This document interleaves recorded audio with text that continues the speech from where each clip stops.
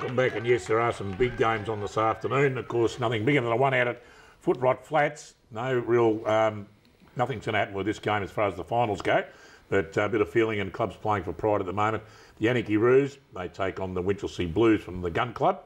And Dale, yeah, as I said, it's no bearing on the final five, but both clubs would like to finish the season up on a high. Yes, they would, Dick. And early in the season, we went and actually watched this game out at Winchelsea and Yannicky. While they didn't look too good early in the game, they got over the top of Winchelsea and played some pretty good football. And after we spoke to Darryl that afternoon, or in that same broadcast, he was pretty confident that they could make a good shake at the top five, and unfortunately since then it's gone a bit AWOL for them. But the fact is they won last week, and now, they got beaten last week, but they'll be looking to turn that around this week, and I think they give them a great chance. Berg, as I said, we've mentioned him before, he kicked goals last week and will need to continue to do so. The two key forwards, Cook and also Pittman, also pretty reliable big blokes. I just think back at Footrot Flats, I think they'll go right up there, and I'm sort of leaning towards Yannicky in this game, even though Winchelsea's form over the last 3 or 4 weeks been okay. Yeah, no, I reckon Yannicky might win. They definitely play well at home, and if all's lost at half time, you can always go and have the magnificent hamburgers that have been cooked out there. Absolutely sensational. Don't know why I started talking about food, but there you go. Saturday morning always gets a hunger up with the big fella, I can tell you that right now.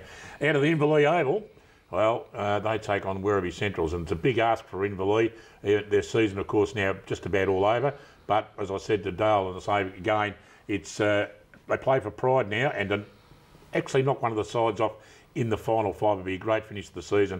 I don't know if they can do it against Werribee Centrals though, Dale.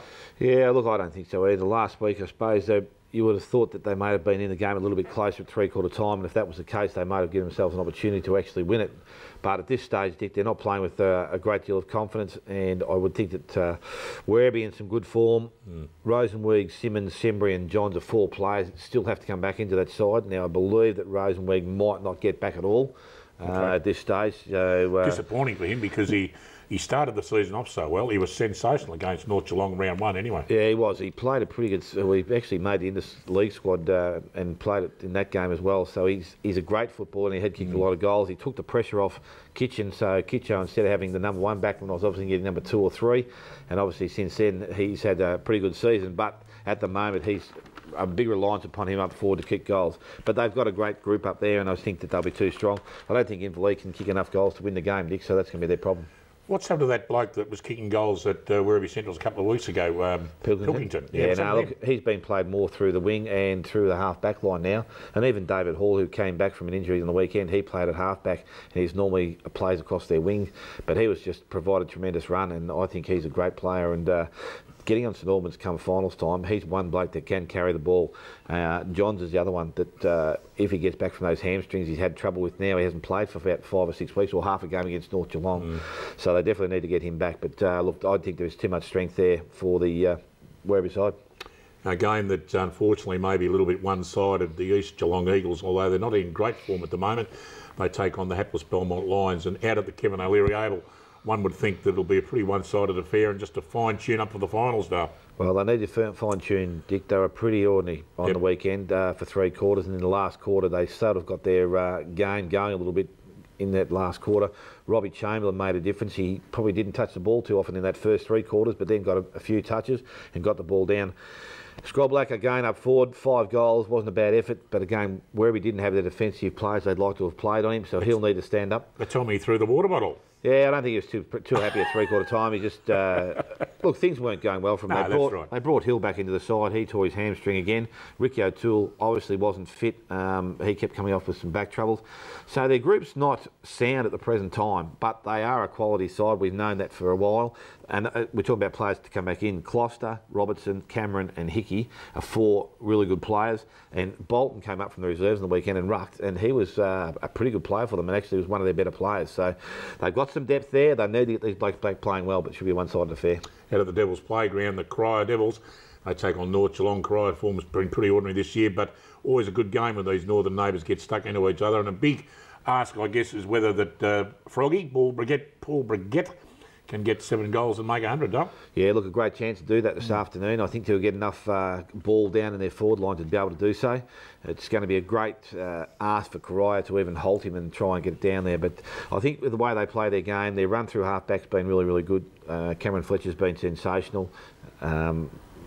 a few other blokes back there now. I'm just starting to think of, but Matheson's a bloke they need to get back on that side. Look, I know I keep harping. I mean, I know he's one bloke that I just think he's a great player, and he really stabilises that whole defence. The game won't be in any trouble, but I think North Geelong can win this fairly comfortably. Be an interesting matchup with the ruckman on this afternoon, because Wade Bauer, good inclusion coming into North Geelong, and of course the legend or the veteran Mark Stewart could be an interesting encounter. Look, two lumbering giants, I suppose, at this stage of their careers, and have been around the league, would have played on each other over a number of times, I would have thought, and it'll be a great contest. And I suppose that's where the game can be won.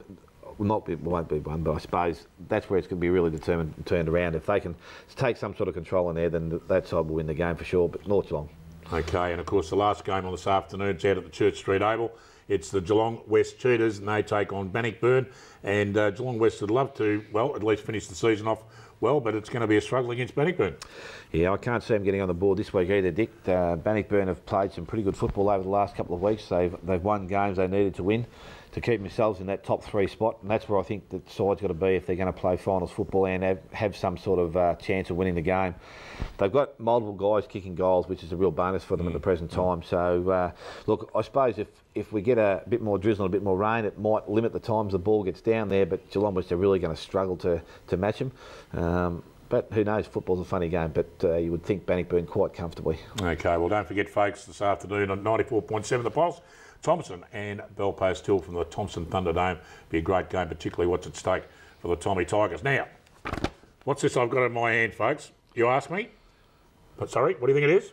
Ah, correct. It is the official contract that the president of the Geelong District Footy League, Neville Whitley, has signed, and that is for us to do the lot. That's it, Channel 31, C31, or Digital 44, where I try to look a bit skinnier, but it's pretty hopeless. And that's not a raffle ticket either. No, you haven't won the meat raffle.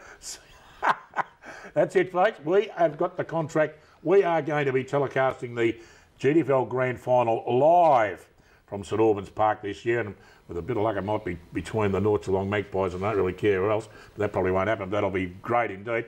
But we're going to be on TV, folks, so anybody who thought that we didn't make it again, we've made it.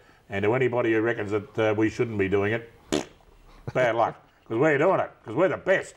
We're the innovators. We did it last year, and it was a resounding success. So fantastic, C31. We're looking forward to it because the finals will be fantastic. So, Dale, you have a fantastic afternoon out at the Tommy Tigers, mate. Yeah, looking forward to it. Get through this morning and win our game of football. It'll just keep us in that 5th spot. And then this afternoon, as I said, make or break for Thompson. Need to win this day live. Thanks to our special guest, the Leader of the Opposition, Tony Rabbit. Not going to say anything, but Julia, what do you reckon, Julia? Did you have a good morning? Unbelievable, folks, isn't it? Shut up. Well, that's all for another morning, and we'll look forward to seeing you all again next Saturday morning. It's the last home and away round before the last home and away round before the finals, and we look forward to your company then. Have a great weekend in footy.